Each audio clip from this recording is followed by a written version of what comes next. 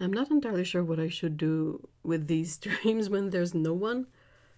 Should I ramble away, or is no one even gonna watch this in VOD? So, um,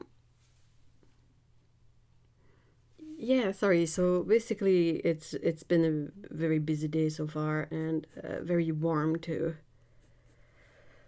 And I've been decluttering a lot and doing trips to the post office.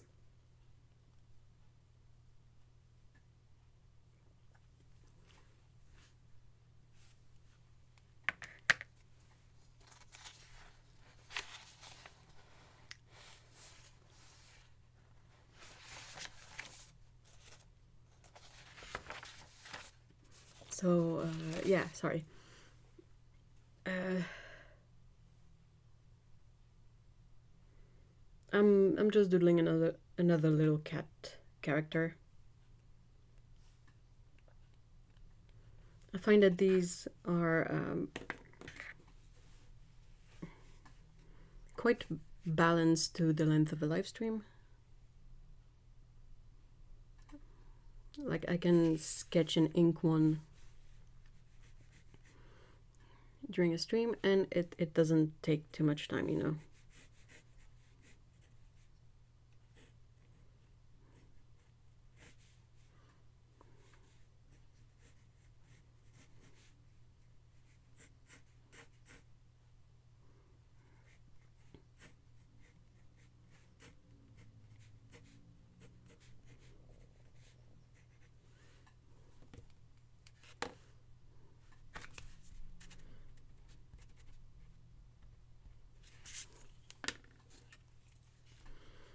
And yeah, I'm not looking forward to having to return to the post office later, but you know,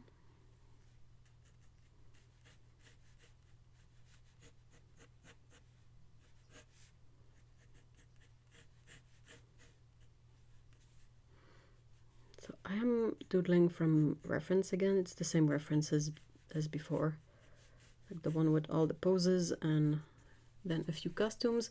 I really need to print myself a reference sheet for weapons because I tend to draw my little guys with daggers or swords.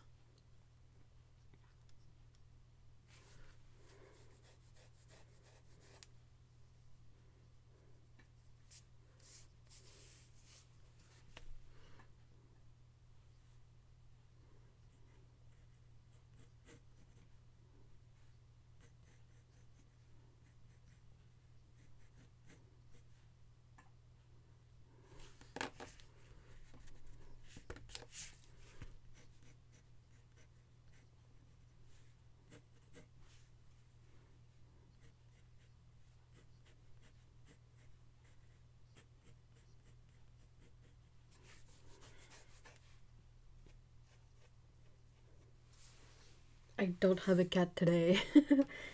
It's too hot. The cats are just napping. And I can't really blame them.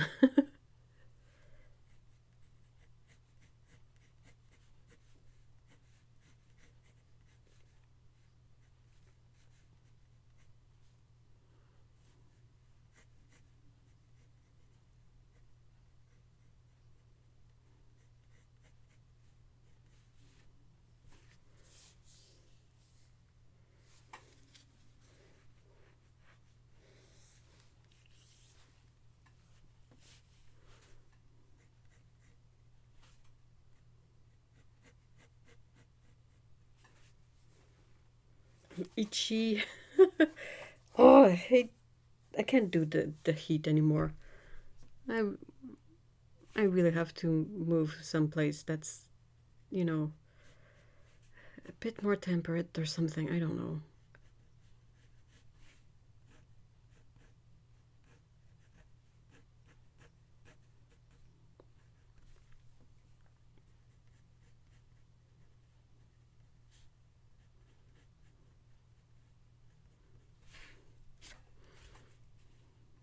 Oops, sorry.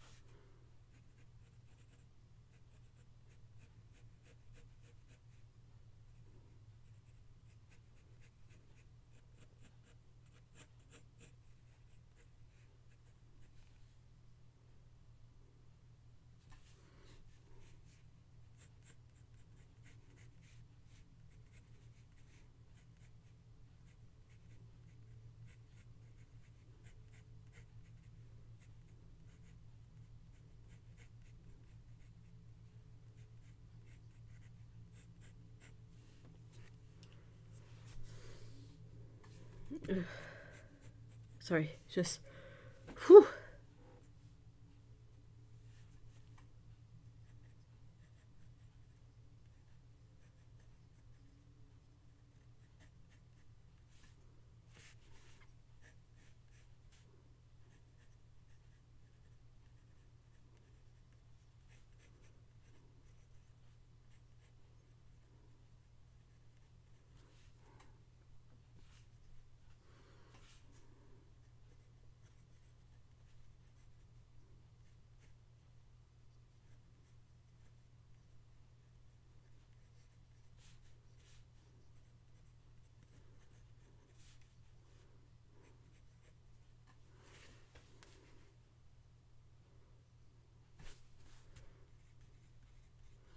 I think this is going really quickly.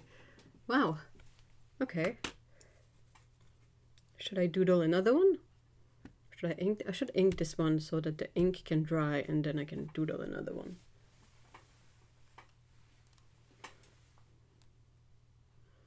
My brain and my body feel slow because of the heat, but apparently doodling is fine.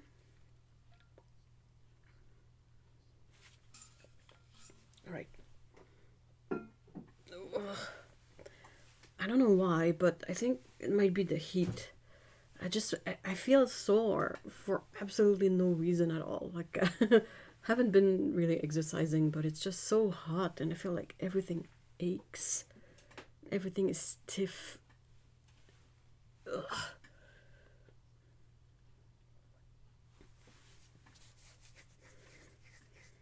All right, let's get set up for inking. I think I'm gonna use the cool dip pens again. I really like them actually. Paints, kitty cat. Oh, polite. Oh, polite. Sorry. All right, let's I'm gonna switch out water bowls because this one still has some paint water, but the other one is clean. So I'm gonna dunk the nib in the dirty water when I'm done inking, and I can use the other bowl for painting.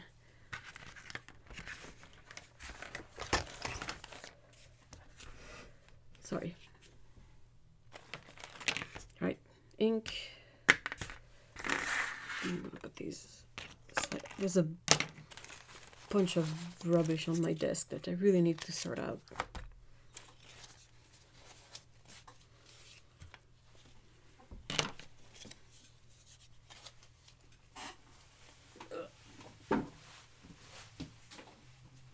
So, gotta grab a paper towel because you want one on hand. You don't want to be stuck without a paper towel when you need one. I'm also gonna put these back in here.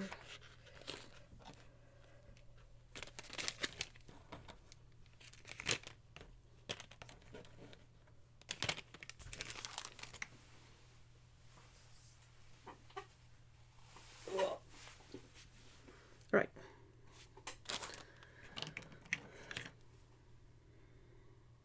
This is the fine nib. I think it's the one I use, and this is the medium one. Should I try inking with the medium nib?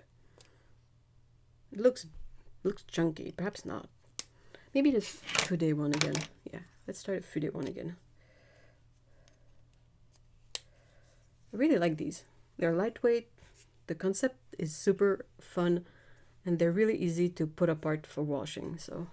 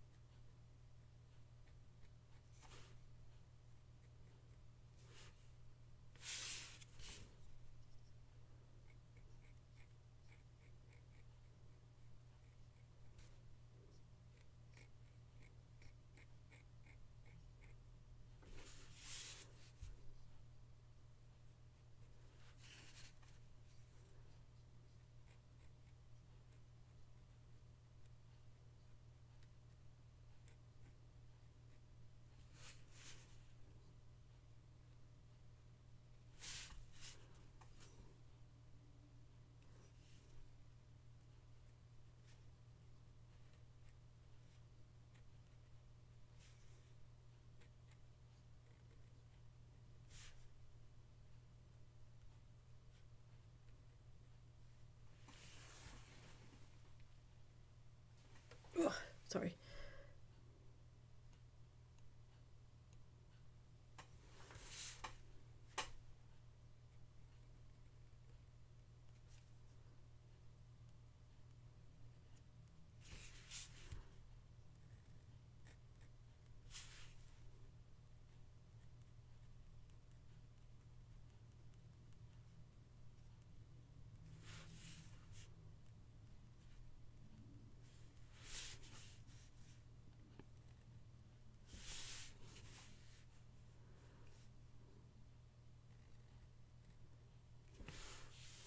A really fun nib. I really like it.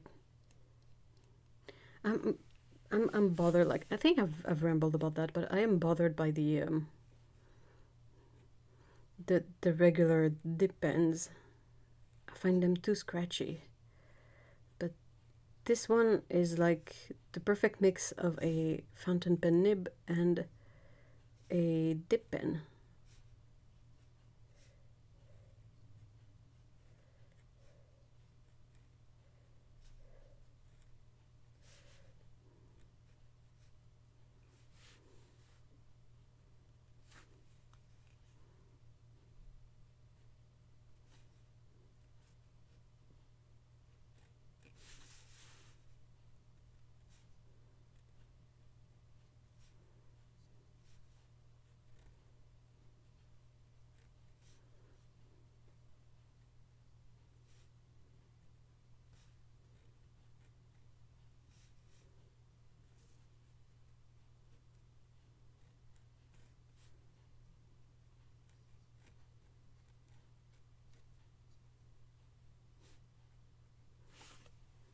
Also, it came with the feed, like the grip part at the back. I think that's optional, and it holds a lot of ink.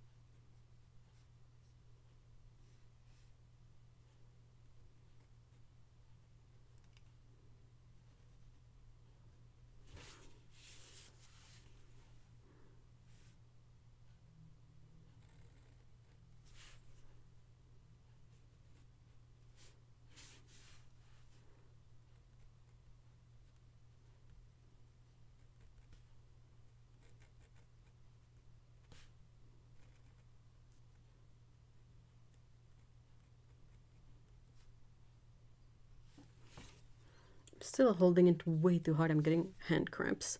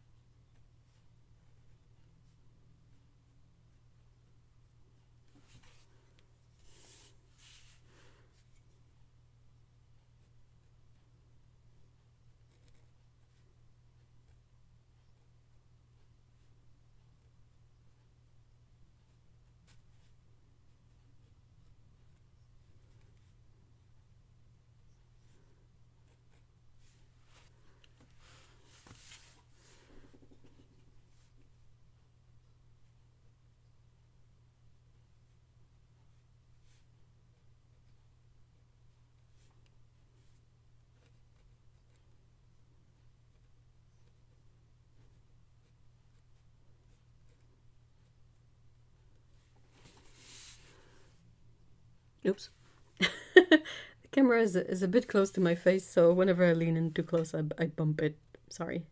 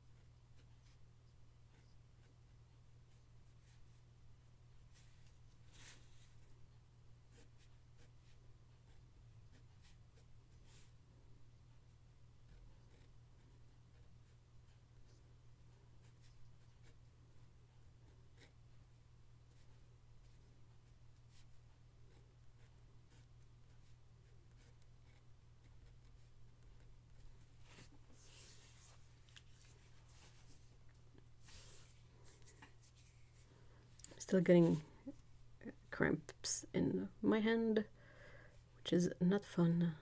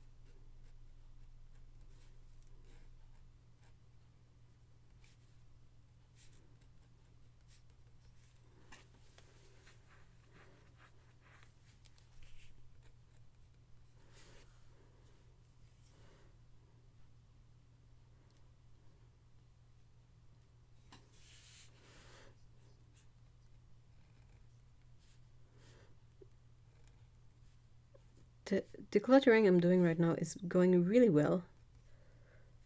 I kind of find a way to get rid of stuff that is not just donating it, because that's always an option, and I'm fine with it to some extent. But ideally, if I can get some money back for the stuff that I'm getting rid of, that's ideal.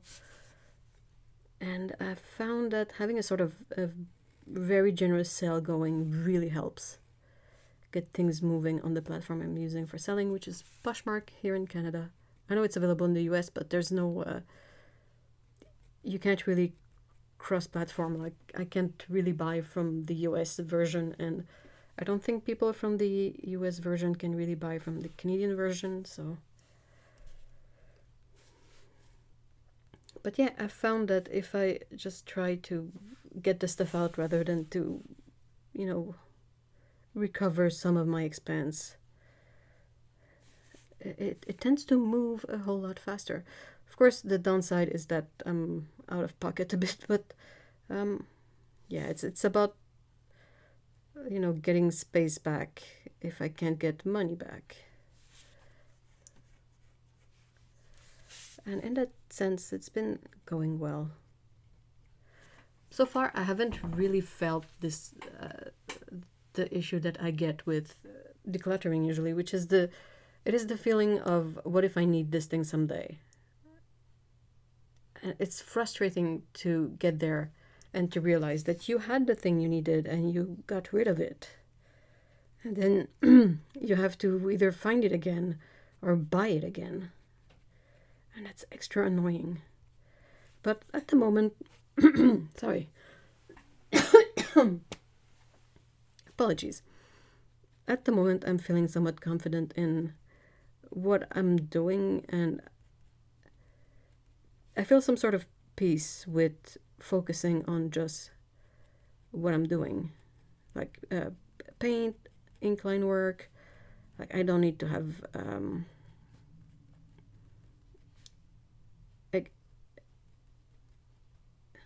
I don't need to have a gajillion different paints and brushes and whatnot. The only thing that I kind of haven't decluttered yet is paper. First of all, I don't know if my paper is still good. That's a bit of an issue. And then that's also the one thing that you kind of always need.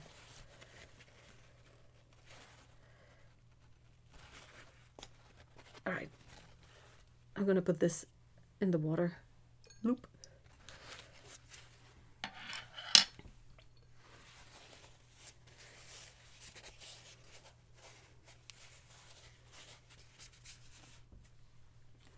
All right, so that's inked. And now I'm gonna doodle another one, I guess, because why not?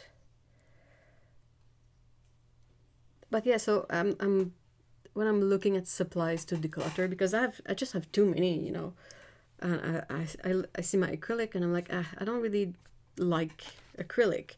So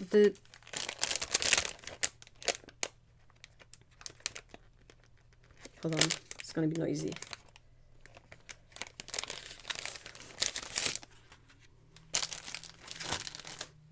I'm gonna sneeze.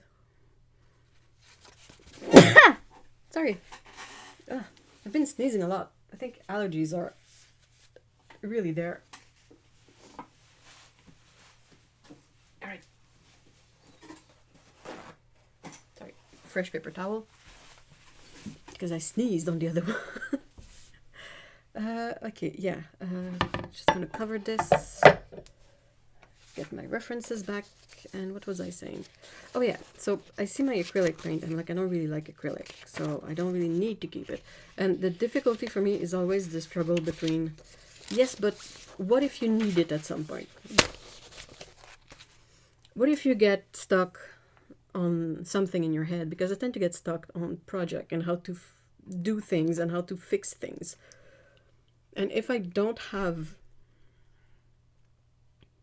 whatever I need to fix things or to do the thing, I get really annoyed. Like, let's say, oh, I want to repaint something. And it's a wooden something, okay, just made up project. Well, in my head, I go like, okay, well, I have this acrylic, I can use it to paint, and then I have this varnish somewhere that I can varnish it with. Problem solved. And when I don't have the solution to the problem, it really stays with me. It really bugs me down. So that's kind of the challenge for me, is to be okay with possibly not being able to solve everything. It's difficult. But yeah, I feel like watercolor is really my thing. I've tried many other things, and there's always something that bothers me, you know.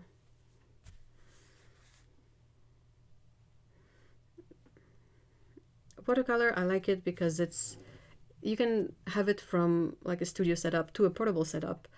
It's easy to use, it lasts a long time, and it's messy, but it's not that messy when you compare it to something like pastels or even coloring pencil. Coloring pencil makes a significant amount of pencil dust, and it rubs off, and it's I don't know. Watercolor is good. When it's dry, it stays there. It's a color that applies evenly, in the sense that, like, let's say you have a cold pressed watercolor paper, okay? If you put a wash of watercolor on it, it's gonna, cover the whole paper, even with the texture. But if you draw with coloring pencils on cold pressed paper, you're gonna have gaps in the color because of the texture. There's gonna be bits of the paper's white that show through. So you kind of have to go for a really smooth paper. But yeah, it's not my jam, and I'm trying to make my peace mentally with not having everything.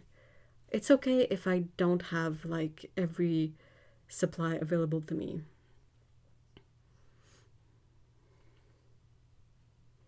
And I really need to be okay with not solving every problem. Like, if I get a set of paints and I need to put it in a palette, and I don't have the exact palette that fits with the number of paints, it's okay. I can just put it in something else. It's not really an issue.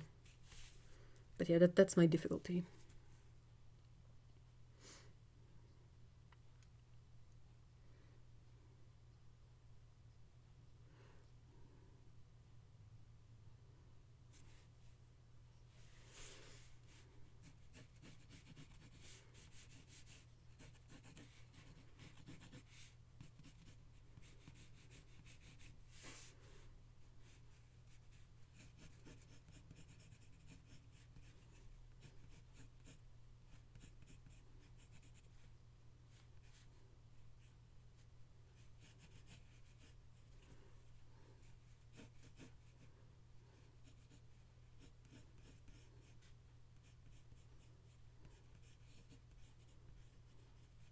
I'm not using the sheet of reference for this pose. I'm just having fun. It's another one of my kind of go-to things to draw. It's a cat character sitting on something.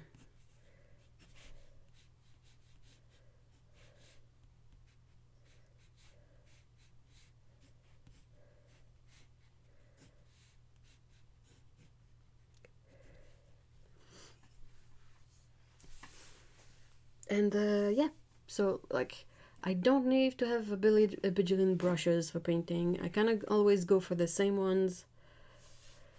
And I know what I like, and I don't need to be ready for every single eventuality. I know it's really difficult for me to wrap my mind around that. I know that for some people it might be just the easiest thing you don't really have to think about, but for me it's in my genes, it's genetic, because my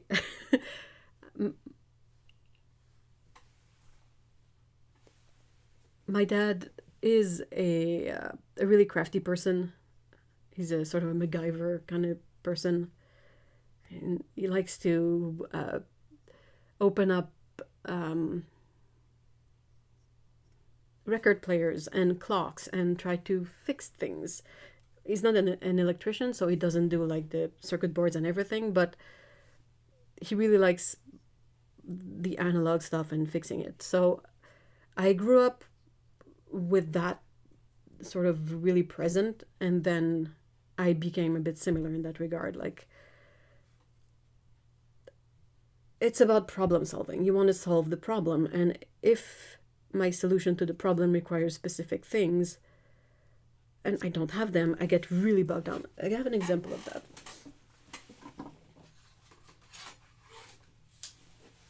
So I got one of these recently. This is one of the cheap ones that you can get on Temu or AliExpress or whatnot. The expensive version of this thingamajig is really expensive. It's made with brass and it's super fancy, and it has a nice stand.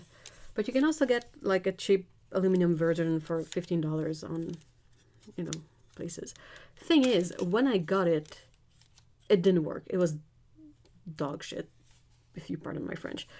So you don't really have any. I don't have the unfixed version, but you don't really have any grasp, like to rotate the thing. And these edges, the metal edges, were really poorly finished, and they were kind of sharp. So it would give the impression that if you tried to really hold on to, like, this was flush, so you don't really have any grip. And this circle, like, it doesn't come with grips on it that you can hold on to as you rotate the thing. So, all right, so like this. So it sucked, and I couldn't figure it out.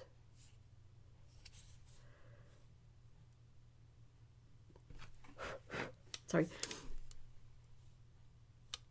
But yeah, so what I did is I turned it back, turned it around, and I saw that it was held with screws. So I got the screwdriver out, and yeah, so I unscrewed it, and it sprang open, and it basically, quote unquote, broke apart, because the way this thing is made inside is not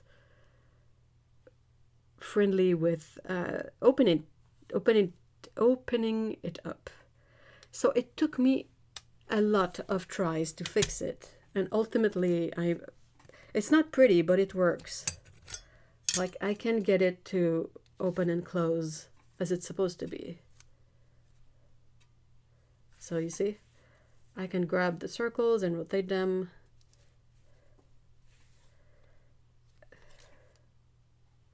And this is the smallest it will go. I don't think it can go any smaller because of the way this is set on the back. Like, if you look at this, see, maximum and maximum here. So, and even when I'm to the other side, like, it's not, it's at the biggest, like, anyway. So yeah, basically I broke it apart even more, and I, quote unquote, fixed it. But it required me to be really crafty. So yeah, so this part was glued to this one, and I had to unglue it, and this bottom part was glued to the bottom, and I had to figure a way to remove it too. And then when I was trying to put together all the metal bits inside, was really difficult to put together because there's a bit of tension in them, and when you try to assemble more than half of them together, the tension makes it really difficult to have the first one hold on to anything. So I figured out a way with an elastic band and pieces of paper clips and whatnot. But you see, that's kind of what I do is I try to find ways to fix things using whatever I have on hand, and the more whatevers I have on hand, the more solutions are available to me. But it means having a big a lot of rubbish too. So that's the difficulty.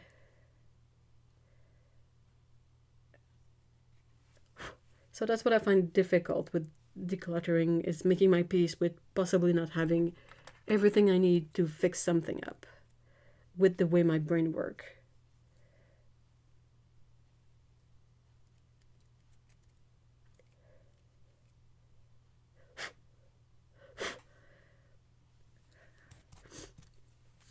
Like, for example, when I wanted to remove the orange bits from the rest, they were glued down with glue, and I couldn't just force them apart without bending them and damage them in a way that I could not fix. So I formulated a possible solution, which was to soak them in really hot water for a few minutes. And then I was like, what can I use that can fit between the two layers and that I can use to, separate them, like remove the glue. And I was searching, and everything I tried was like too thick. And then I remembered that I had my old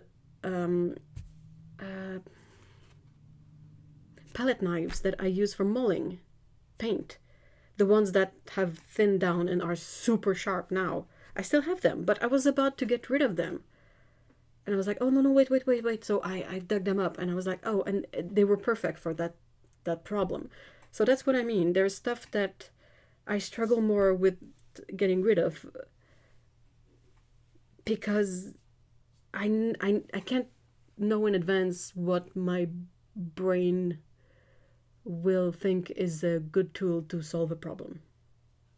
So, sorry.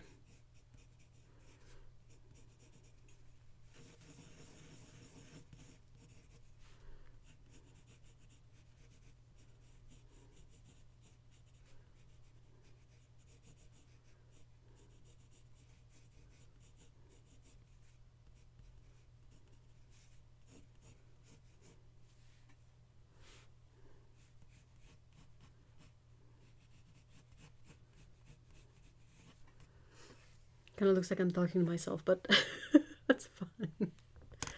I'll check the Discord in case.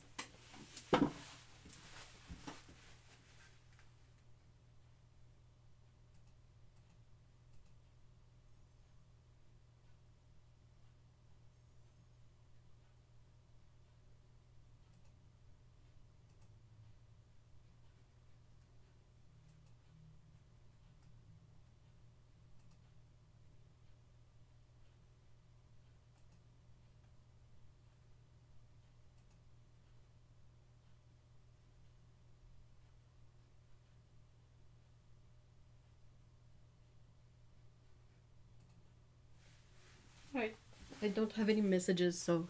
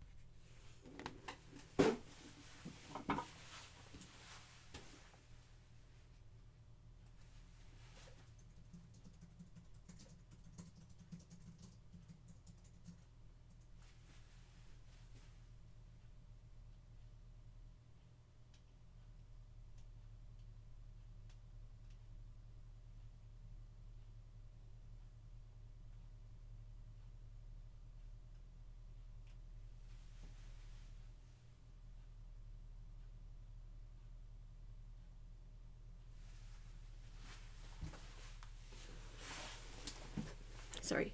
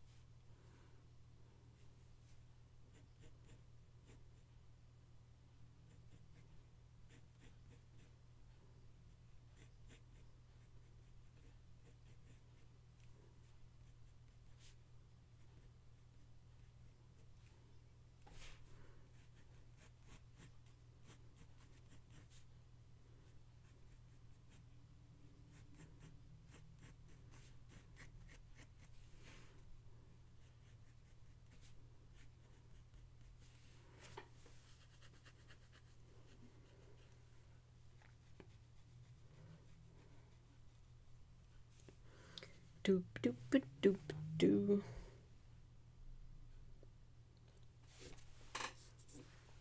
I still have to go to the post office later today.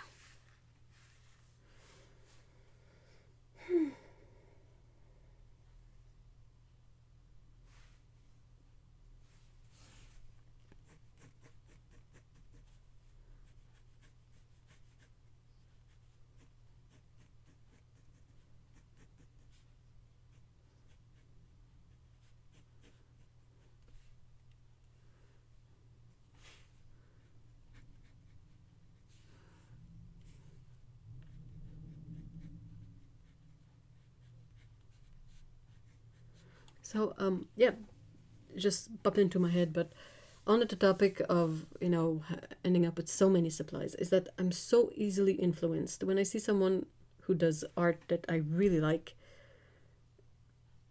I start sort of obsessing and I have to figure out what they use, how they use it, and then I want to try it for myself. That's kind of how I learned to do art. Like, it was through imitation. But it's not a good thing in the end, because, sorry, I tend to do it for everything. So it's a lot of money and it's a lot of things that I don't really need after a while. And oftentimes when I'm like in the big of the obsession, that's when I would like order stuff, and then by the time the stuff got here, I was already out of it, or at least a lot less into it. So I would try it a bit and then be like, eh, and go back to what I usually do.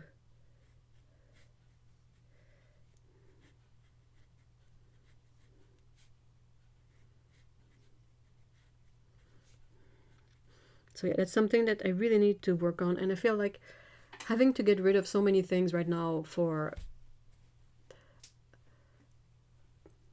like basically no money, it's sobering a bit, because you're like, oh, I need to be more careful about this stuff.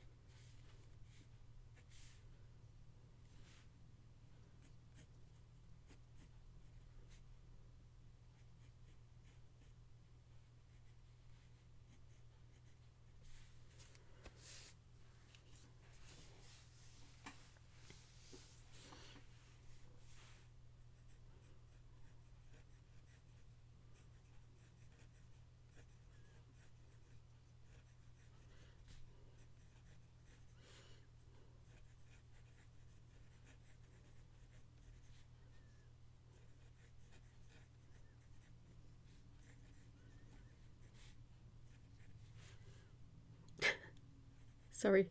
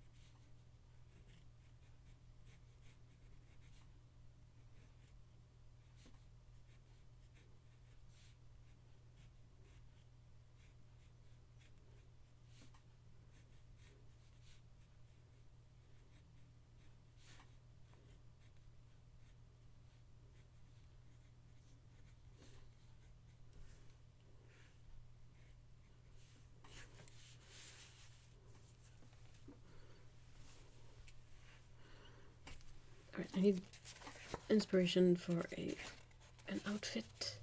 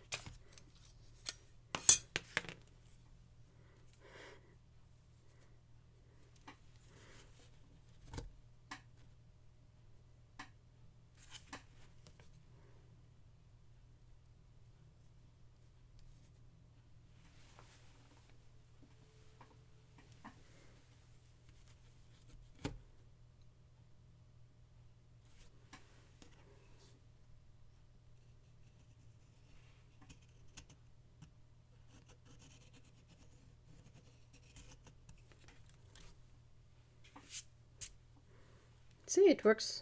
It works.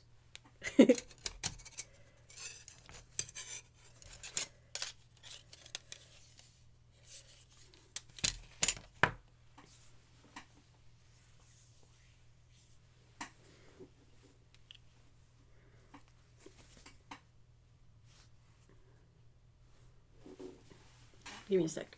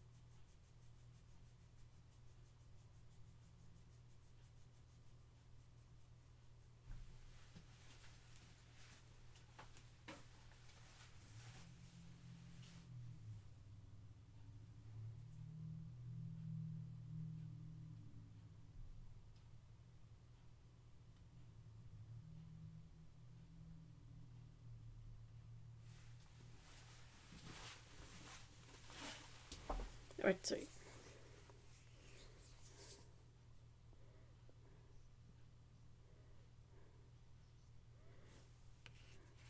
I think this works out fine. I'm not gonna ink it right away though.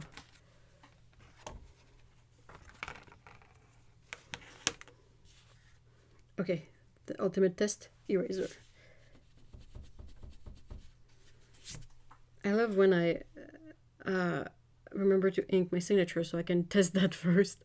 And it's usually the last thing I ink too, so.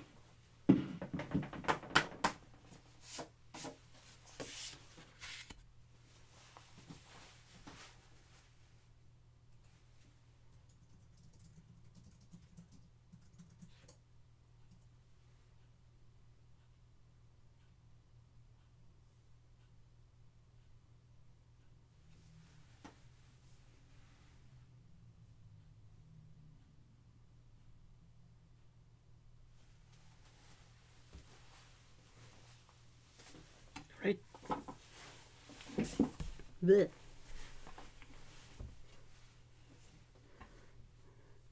I kind of want to put circles everywhere now, so I'm wondering if I can do something, or is it going to be too much?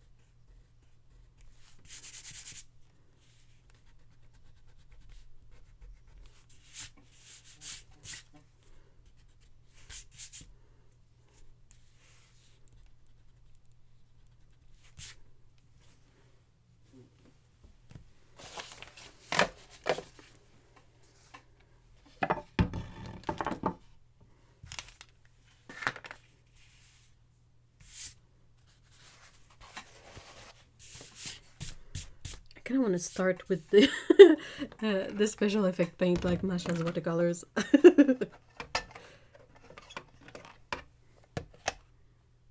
think I'm gonna do it. What color though? I'll grab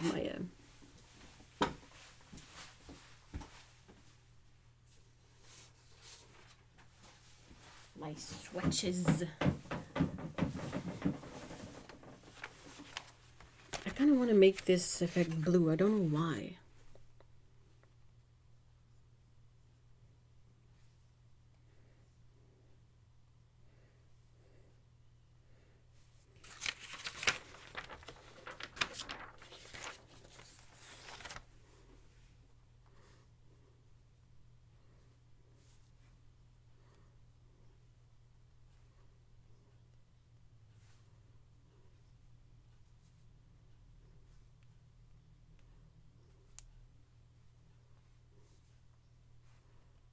Okay, maybe not blue.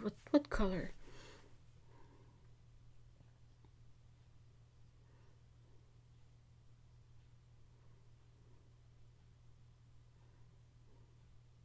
So I did mint for one.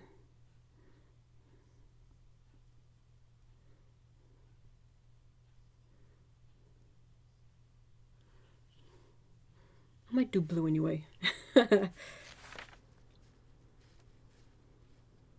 I'm gonna start with shadows now, I think.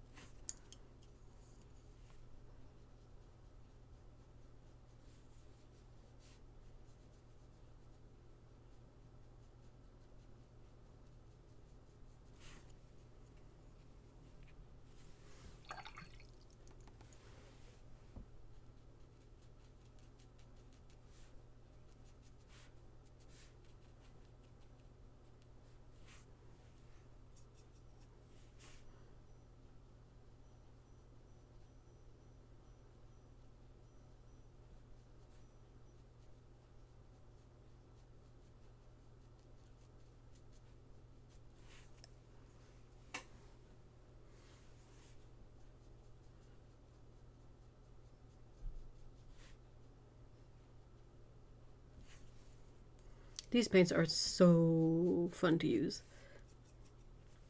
It's like they do all the talking, if you know what I mean.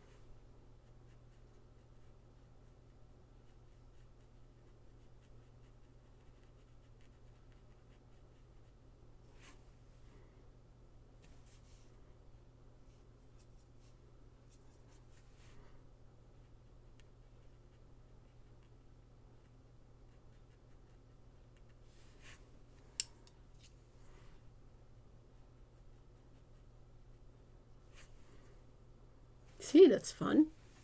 Right,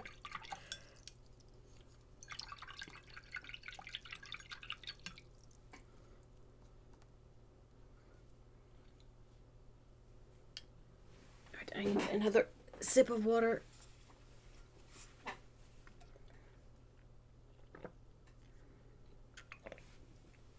Sorry.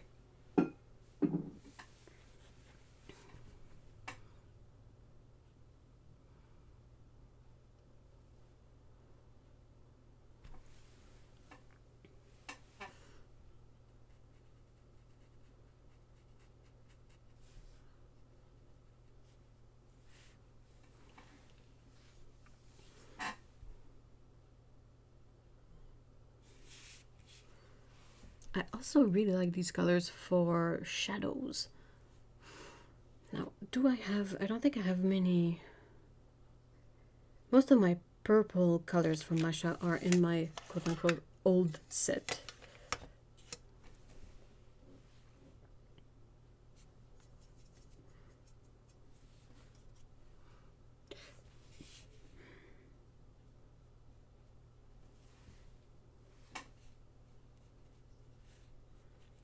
It's a lot of fun because you just make a really like watery wash and then stuff happens within it that you don't have to do anything and it's just gonna be beautiful. And that's why I like it so much.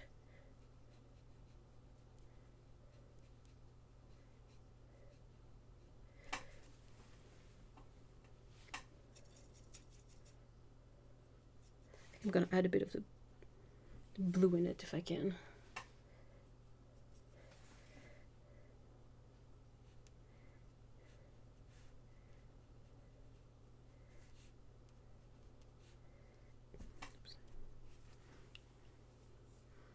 I think that's going well. I'm wondering if I can use one of the more muted... Oh, I'm definitely going to do that. So I think I'm going to use one of the more muted colors. Perhaps I think the blue iron would be really fun as the color of clothing to make it a bit grungy, you know.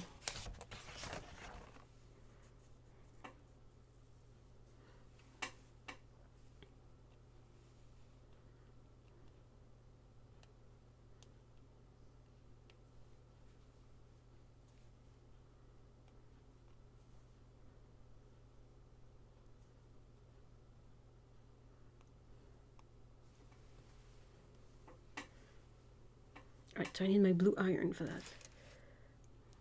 Which one is it? Is it this one? No, that's viola. Ocean wave would definitely not. What's this one? Blue iron. Oh, wait. There.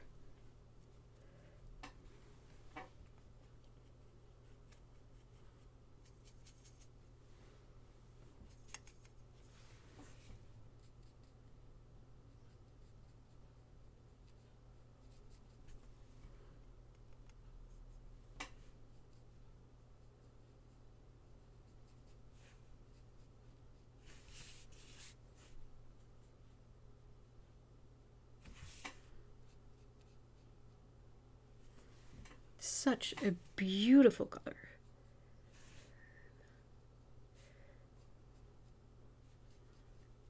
These are kind of becoming my favorite, like, special effect fancy paint. In part because they don't have any clove smell in it. I like clove smell, but for some reason I find it really odd to have paints, have the clove scent when I'm painting with them. There's something that doesn't quite work, but I don't know why.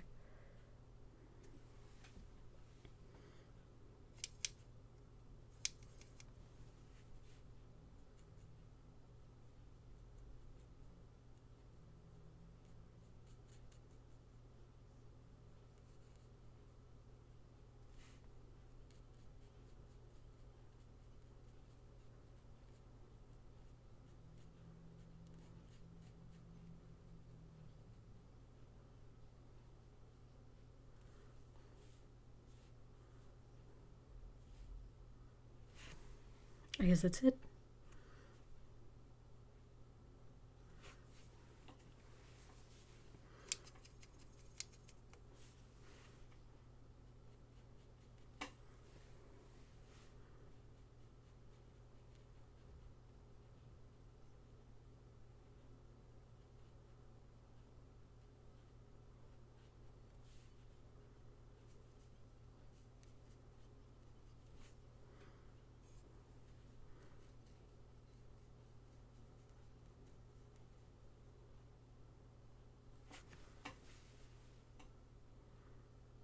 I think that's fun. I like that.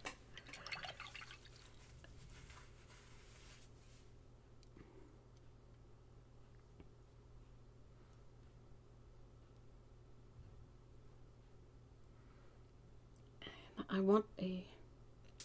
don't know what color of cat that's going to be too. Perhaps I should decide that.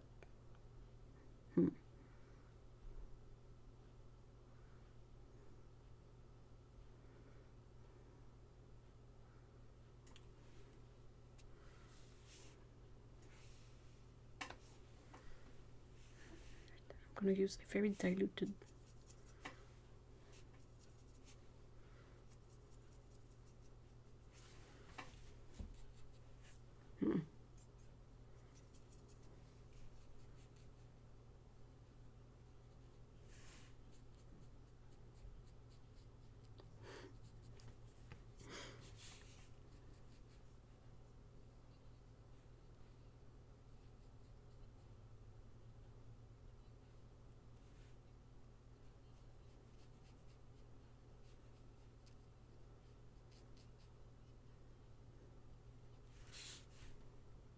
I like this. Oh, box of paint. Oh, I mean, welcome to the cat posse. Oh, I really appreciate it. Thank you so much. Fell asleep this afternoon.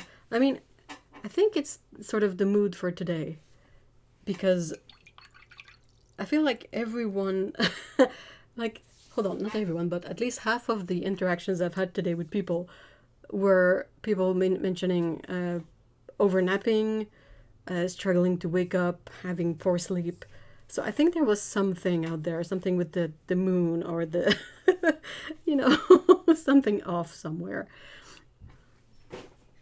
Like, I usually get up like 20 minutes earlier, and this morning it was impossible to get up at the same time as usual. I just, when I said that to Mr. E, he said, yeah, you kind of look like a corpse. I was like, yeah, thank you. But that's how it felt. It felt like I not ready mentally, physically, everything to, get up.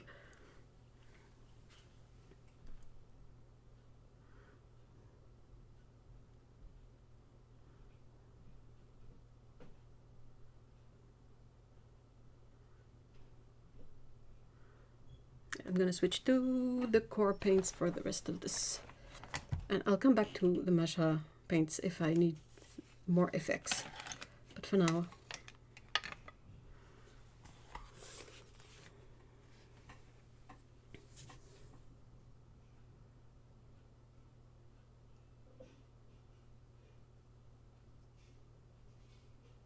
I still have to figure out what color of cat. Oh shit, I forgot something.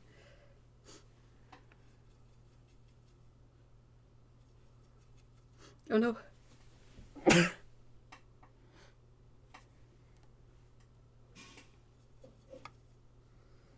Oh, sorry.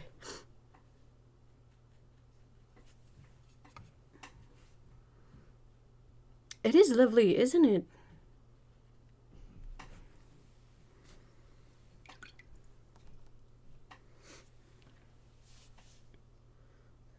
All of these colors are so beautiful and unique, and I'm still like sort of mind blown that they don't have any scent to them.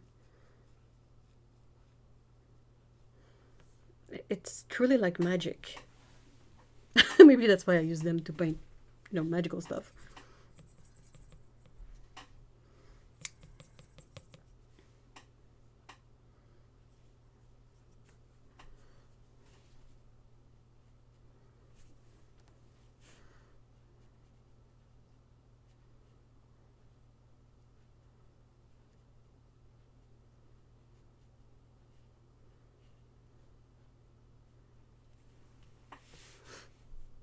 What have you been up to, Mr. Bucks of Paint?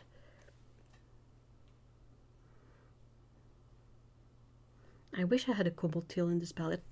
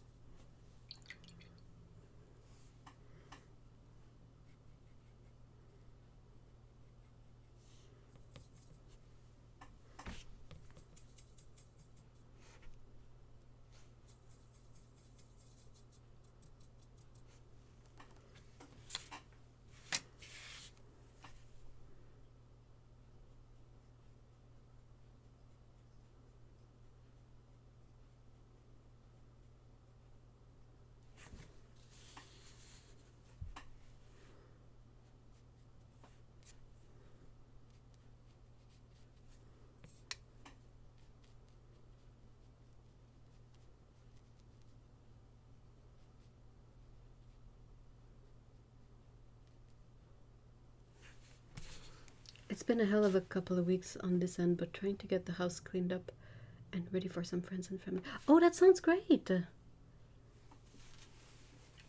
Family from the US or family from the UK? I've been decluttering a lot. That's what I was rambling about earlier. And it's both difficult, liberating, and stressful. So that's three. So that's more than both. But anyway. And today was in the 30s, so not much at all. Seriously, it's about the same here. I'm really glad that for now I'm just sitting and painting, because that means I'm not moving. But I did a lot of packing of boxes to mail out today, and I have to go back to the post office.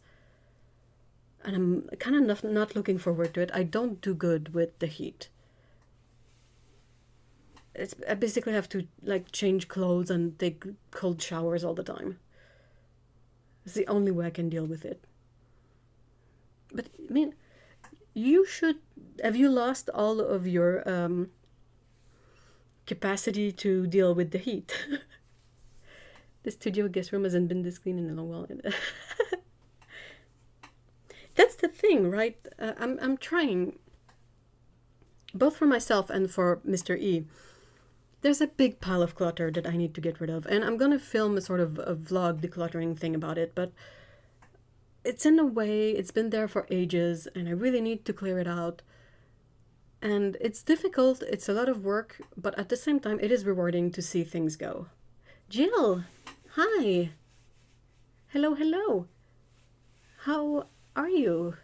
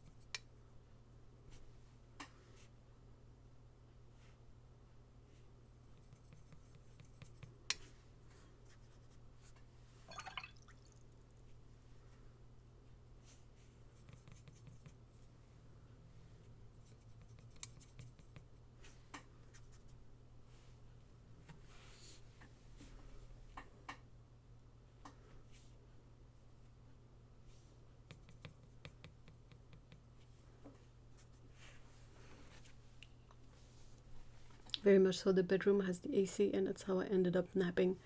Overheated, went to cool down. Yeah. Just having an acai bowl with... Oh, that sounds delicious. My lunch was... I had to lunch kind of quickly and a bit late. So it was a toasted ciabatta bread, like a small bread, with the chocolate, quote-unquote, hummus on it. I hate calling it chocolate hummus because it doesn't taste like hummus at all. But it's basically, like, the base is still chickpeas, but it's like it has like cacao and sugar and stuff in it. Surprisingly good, and also it's cold, so when it's hot, it's kind of a fun spread to have on a piece of bread. It is surprisingly good. It took me forever to give it a try because I was so afraid that it was going to be too much of a quote-unquote health food. But it's actually just delicious, and it's dairy-free, so it's sort of a good dupe for like chocolate spreads, which often have dairy in them. Surprisingly good.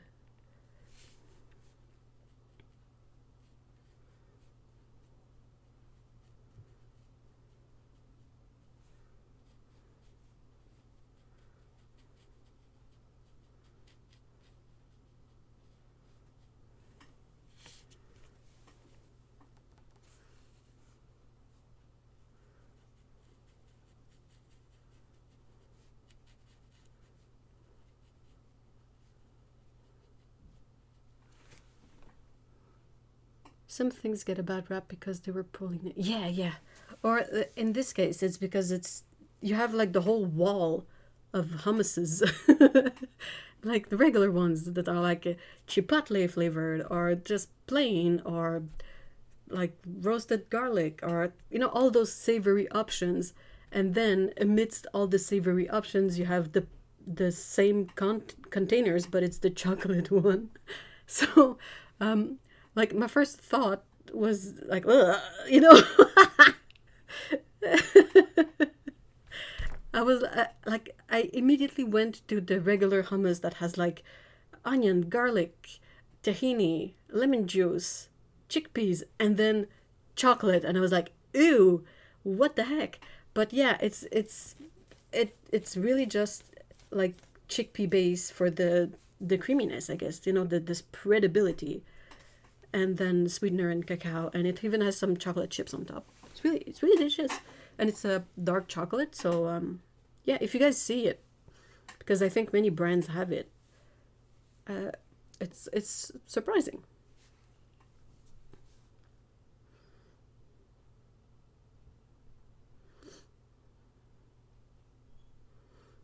Some things get a bad rap because they were pulling name. That's part of it, and then the other part of it is if you have experimented with doing like healthy recipes of things,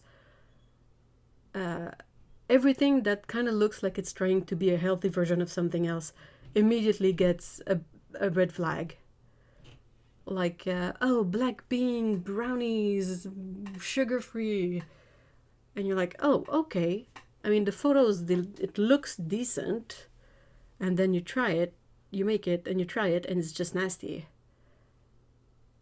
And that has happened a bit too often to me. I have to look around and see if I can find some here. Yeah, I hope you can. It's surprising. And I like that it's, it's vegan. It's less expensive than Nutella here anyway. Everything is getting expensive. Nutella is ludicrous at this point. We have so many things with added protein and so far developed. Oh yeah. I have a black bean brownie recipe that is fabulous. Well, you lucked out. The one that I had tried, I think it was trying a bit too hard to be healthy. It's still brownie. Like it wasn't great. But yeah, if the chickpea chocolate spread works, I can see like the black bean brownies working, but I really haven't found the proper recipe. Mixed chocolate granny, mixed smoothies granny, and there's always yeah, that's the thing. Like especially, well, I don't know. Do you go for the vegan things with extra protein? Oh yes, please, Jill. Absolutely. I'm not gonna try it now because it's way too hot to boot up the oven. But definitely gonna put a pin in it for when the weather cools down a bit. I love brownies. My issue with things with added protein is either it's dairy protein, it's whey, and I think whey is the least offensive of the proteins, but it's dairy, so it's the thing that I'm allergic to. So that's a big no. And then if you try to go for vegan protein, it's always the most disgusting ones. It's always the pea protein or the hemp protein, and these have the most awful aftertaste. It is nasty. It is beyond gross. I hate it so much. The few vegan proteins that I've had that were okay, but that's also because I either like or didn't mind the taste of these particular ones, but it's either soy protein or rice protein. Pea protein is disgusting, and then hemp protein is about just as bad. Tastes like a health food store. It tastes like licking the walls in a health food store. It's just, oh, it's gross. And then they often have it like, if it's a flavored one, it's sweetened with stevia. So you have the aftertaste of the pea protein that is nasty, then the weird feeling and aftertaste of the stevia sweetener that's also like icky. And then the texture is always gritty, even if you blend it really well. Ugh. Okay. Sunrise Warrior Blend is a vegan protein. I think I've tried that one and it really wasn't that bad, but it's kind of difficult to find and really expensive, sadly. But yeah, it's always for me, the ones that I've tried, it's from some time ago, so I don't have the clearest of memories, but none of the ones I've tried were, enough of a hit that I remembered. The only one that kind of worked for me was the plain soy one, because I could add it to a bunch of really flavorful things and it would sort of work out okay.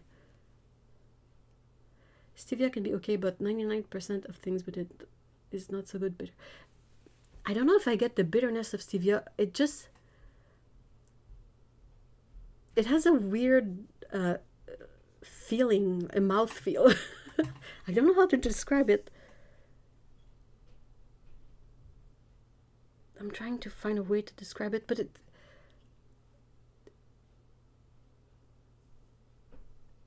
there's really something that betrays stevia.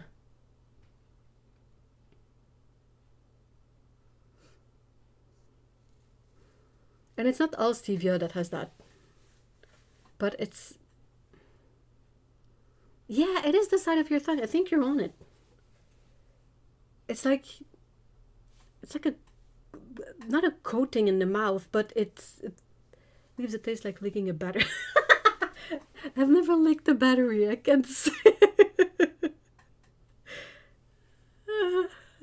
But yeah, there's like this, it's like a coating, but not. And it's just, I don't know. I haven't gotten to a state where I can deal with it fine. If I put stevia in my coffee, it kind of ruins the coffee. And I've tried all sorts of like having it black or whatever. So coffee still needs a bit of work. I found a good alternative milk that is somewhat low calorie and that is not almond milk or soy milk. And for the sweetener, though, I haven't found a good option. I still use maple syrup.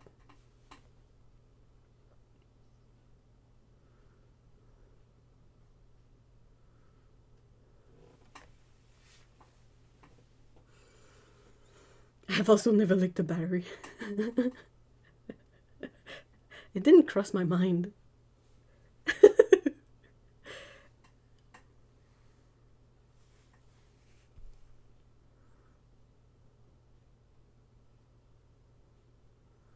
think I'm gonna make the cat a grey cat with orange eyes. I think that's gonna be fun.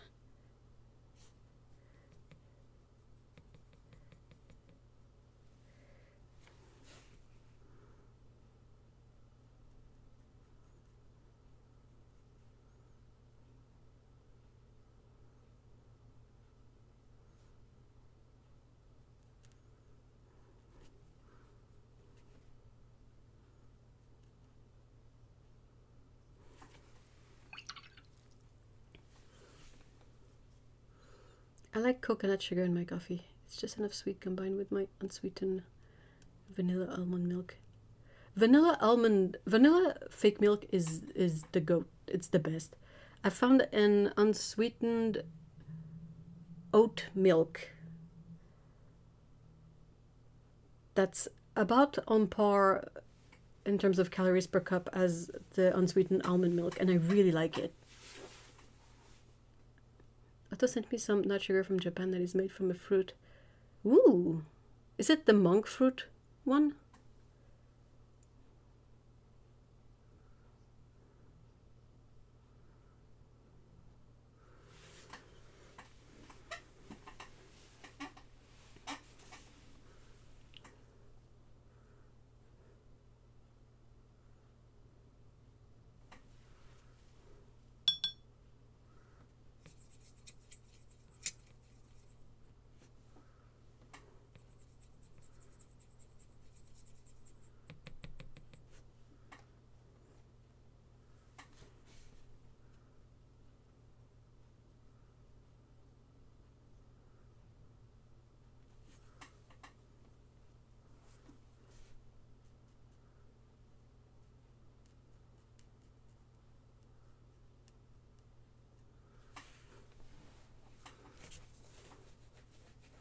Trying to remember what. That sounds great. If my issue with oatmeal is they have to be certified. Yeah, that's the thing. I don't have to really worry about that, so that saves me like the extra hassle. My issue with almond milk, I really like them cold.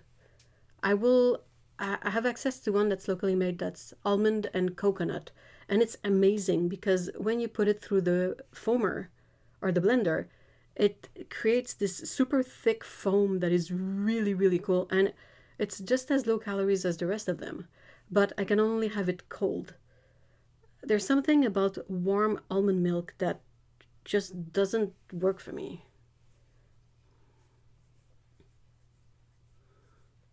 Yeah, that's the issue with oats. It's kind of offensive too how when they manage to get oats certified gluten-free, they always cost 3 times the price of the regular oats. It's like, come on, guys, it's oats. Can we like have one place that does all the oats and one place that does all the wheat and not mix the places up, please? The coconut milks and coconut blends are so good in the frother. What's up with that? Like, I've tried the regular not coconut ones and they don't really froth all that much, but the almond coconut unsweetened milk is just thick foam that, stays foamy.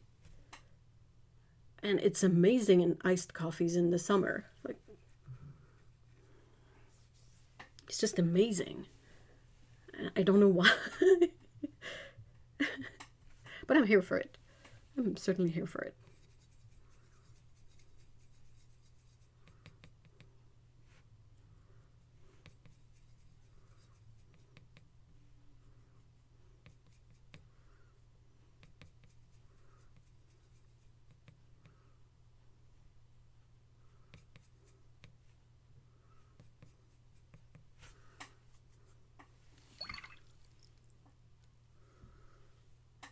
I used to have, still from the same local company, they used to do a unsweetened vanilla soy milk that was also amazing.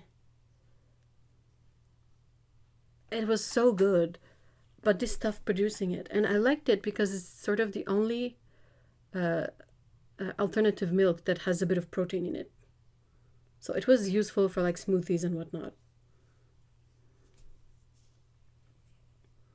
But I'm fortunate that we have this local brand that does a bunch of alternative milks. Like they do oats, almonds, soy, rice, which is, you know, a good deal. Oh, but it's so good.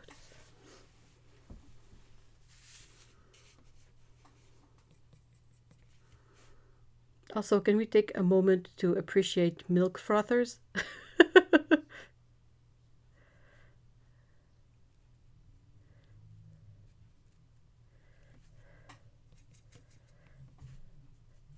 it's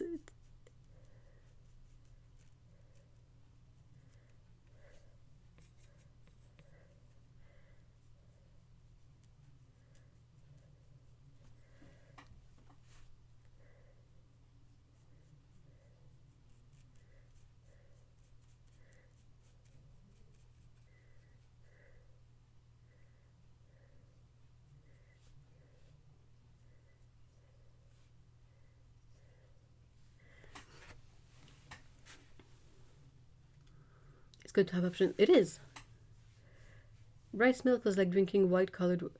Yeah, it's the one that I've tried that's the least sort of successful because it separates really badly, and then it's really difficult to shake it homogeneous again. It's good to have options. I agree. I wish there were more unsweetened options because that's the really easy thing to do. Like to add sweetener to any kind of beverage is really easy. It's the only. Oh, dang it. Are you sensitive to soy? Yeah, you're gonna have to make your own milk then, and that's a pain in the butt.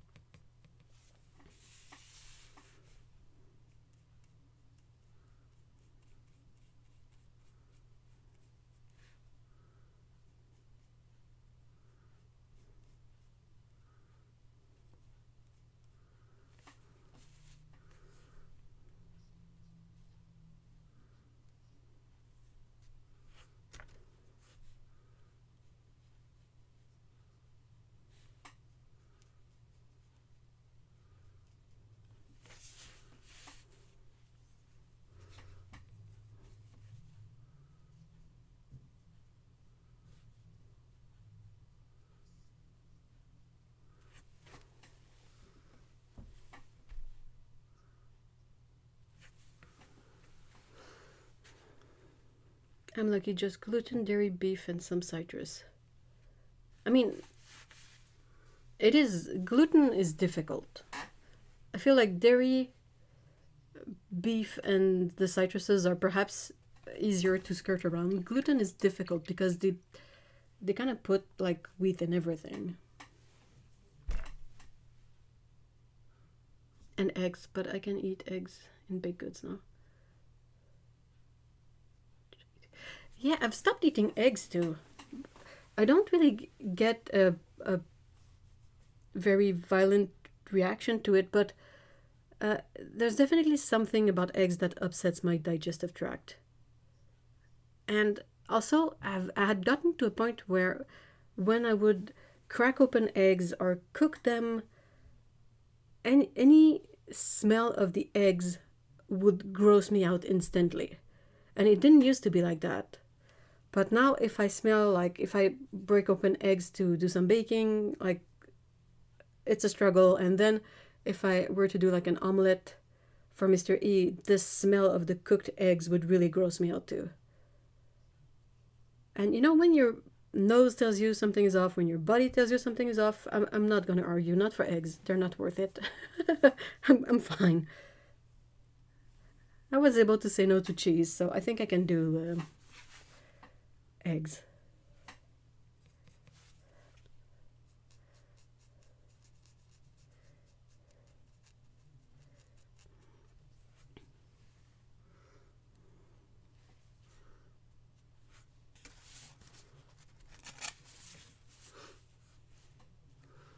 Sounds for sure like your body doesn't want them, and there's so many ways to bake without eggs. Yeah, most of the times you can do fine. I have to be careful still because flaxseed is not something that works for me either. But I can sort of, I can do eggs in baking unless it's something that's like 90% eggs. You know, like some recipes for some cakes are like basically all you mix together is you mix the yolks together and then you mix the whites together, and when everything is foamy you mix them together and then you have a cake or something. That would be a big no. But like a recipe of muffin that requires 1 egg for 12 muffins, it's usually fine. I can't do any dairy.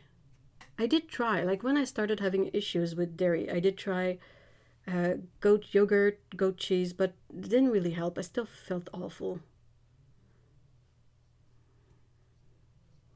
So it's just out. I can do I can do well. I'm sort of okay with butter, and I can do like cheap dairy in like candy chocolate apparently. Which is probably not that great. Like it's not a solid allergy, but it's there's something about the dairy protein that doesn't work for me. But like there's a bunch of things like that. Well, not like that because dairy. I'm pretty sure that there's something off about it that I can't have. But I've noticed like weird things too. Like if I tried eating beets a long time ago, like pan roasted beets, because I wanted to give them a try, like a fair chance. And that made me feel icky. And I was like, okay. And then eventually I tried red cabbage, and it made me feel icky too. So I'm like, is there something about the brightly like purple violet foods that is giving me issue? Am I allergic to purple food? What's up with that? Is ghee easier to tolerate? Well, I mean, it doesn't matter because I think both ghee and butter don't have any proteins in it. The vegan options for yogurt and cheese are so much. It's unbelievably better. My mind is blown, honestly. Hold on, I need a drink. But yeah, the options for beverages, yogurt, cheeses, they're amazing. Like they don't necessarily taste like quote unquote the real thing, but they work really nice in meals that would kind of benefit from cheese. Silk does a fake parmesan that is amazing. It is so good.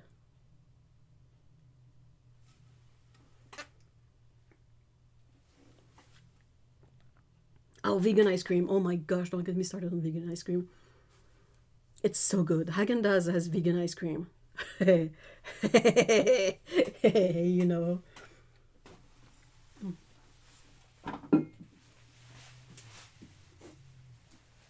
Sorry. Really, I haven't tried that yet. If you see it, I think you should be able to find it because I feel like silk is something that's available both in US and Canada. Yeah, it's a shaker. Let me get it. I'm gonna go grab it.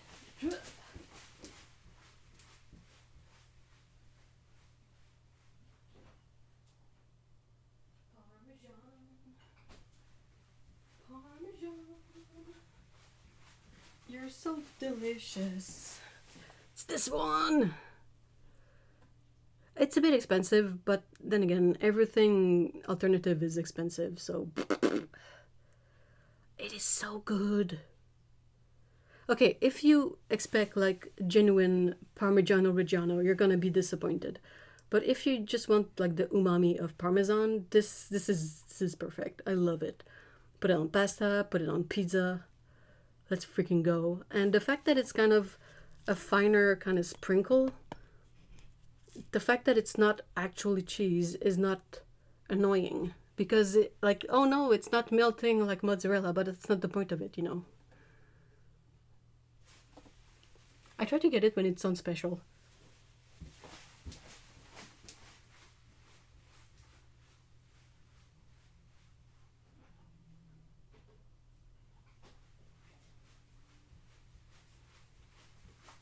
I'm back. Sorry. We need we should start a separate channel or a private group for sharing our alternative food finds. I haven't had real cheese since 20. Yeah, I get you. The oddly enough, like most cheeses don't really tempt me. The one cheese that when I smell, that one hurts a bit that I cannot have it. It's the fresh cheese curds. But I think that's in my blood. I think being uh, grown here in Quebec, we have such a big thing around fresh cheese curds here. It's in poutine, it's, you know, it's ubiquitous. And there's something about it that when I open up, I had to open a bag of them yesterday, and I got hit with the smell of them, and I was like, I miss those. But for most cheeses, I don't really miss it. It's just not worth it. The pain is it's too painful to eat it. But yeah, I'm gonna have to go a bit abruptly. Like I can't really stretch it today because I have to go to the post office before it closes. I need to blow my nose too. So yeah, thank you so much, guys, for coming in the stream. See, perhaps it's the cheese curds themselves. Perhaps there's something about them, like some sort of magic. But yeah, the VOD will be available. There's not much happening. It's me rambling a bit in the beginning and painting. But yeah, there will be another members only live stream next week. If there's ever a better time period that would work for you, let me know on the Discord. I can see if I can switch it. And otherwise, thank you so much, guys, for your support. And I hope you have a good day, the rest of your day. And we will see each other Saturday, I guess. So thanks, and bye-bye.